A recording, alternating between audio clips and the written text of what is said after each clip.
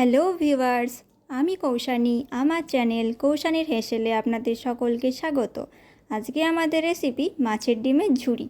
তবে রেসিপিটি আজকে আমি বানাইনি, এই রেসিপিটি আমার মণিমার এবং বানিয়েছে আমার মণিমা। তো চলুন দেরি না করে রেসিপিতে ফেরা যাক। রেসিপিটি বানানোর জন্য আমাদের দরকার পেঁয়াজ কুচি, টমেটো কুচি, ক্যাপসিকাম কুচি, লঙ্কা চেরা ও লঙ্কা কুচি। আর এখানে আমরা মাছের ডিমকে ভালো মতো ধুয়ে নিয়েছি। কড়াতে সর্ষের তেল দিয়ে দিলাম। তেলটাকে কড়ার গায়ে ভালো করে মাখিয়ে নিলাম এবং তেলটাকে গরম হওয়ার জন্য ছেড়ে দিলাম। তেল গরম হয়ে গেছে, এই পর্যায়ে আমরা পেঁয়াজ কুচিটা আস্তে আস্তে দিয়ে দেব। পেঁয়াজ কুচিকে আমরা হালকা ব্রাউন করে ভেজে নেব এবং পেঁয়াজ ভাজার জন্য আমরা সামান্য পরিমাণ নুন অ্যাড করলাম। এরপর যে ডিমটা ছিল সেই ডিমটাকে আমরা পেঁয়াজ সরিয়ে সরিয়ে সে তেলের মধ্যে একে একে দিয়ে দিলাম।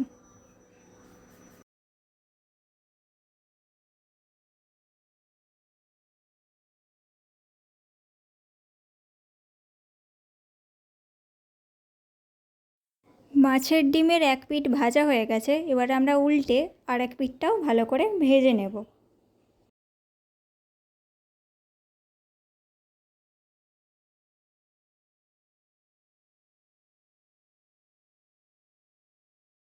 মাছের ডিমটা একটু ভাজা হয়ে এলে আমরা খুন্তির সাহায্যে মাছের ডিমটাকে ছোট ছোট টুকরো করতে থাকবো। একদিকে ভাজাও হলো, আস্তে আস্তে মাছের টুকরোটাও হতে থাকছে।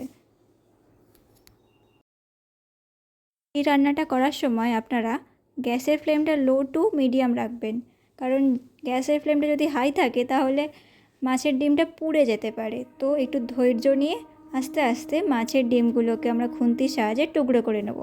এবার আমরা এর মধ্যে 1.5 চা চামচ হলুদ ও 1.5 চা চামচ লঙ্কা গুঁড়ো দিয়ে দেব। তারপর এটাকে আমরা ভালো মতো ফ্রাই হতে দেব। উল্টে পাল্টে ভালো করে আমরা এটাকে ফ্রাই করে নিচ্ছি।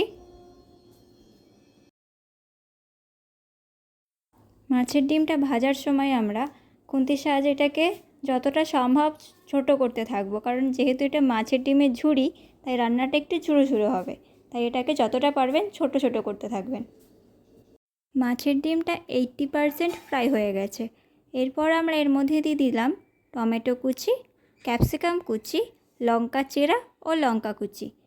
সমস্ত কিছু উপকরণ দেওয়ার পর আমরা এটাকে ভালো করে ফ্রাই করে নেব।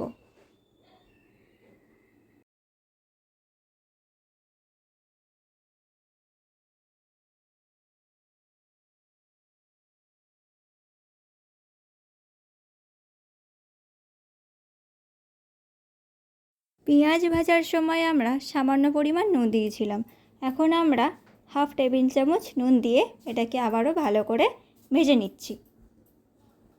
অতিরিক্ত ডিম ভাজার ফলে ডিমটা একটু শক্ত হয়ে যেতে পারে, আপনারা চাইলে এর মধ্যে একটু জলের ছিটা দিতে পারেন, দিয়ে ভাজা করতে পারেন।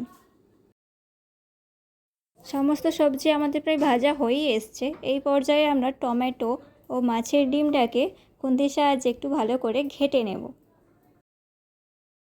রান্নাটা করার সময় খুন্তির সাহায্যে আমাদের ডিমটাকে টুকরো করতে থাকতেই হবে, নাহলে ডিমটা বড় বড় থাকবে এবং ঝুরি হিসাবে ঠিক মানাবে না।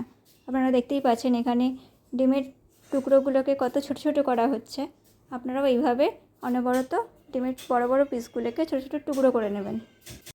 আমাদের ডিমের ঝুরি তৈরি হয়ে গেছে। আমাদের আজকের রান্না আপনাদের যদি ভালো লেগে থাকে তাহলে লাইক, শেয়ার, কমেন্ট করতে ভুলবেন না এবং চ্যানেলে নতুন হলে সাবস্ক্রাইব করে পাশে থাকবেন। ধন্যবাদ।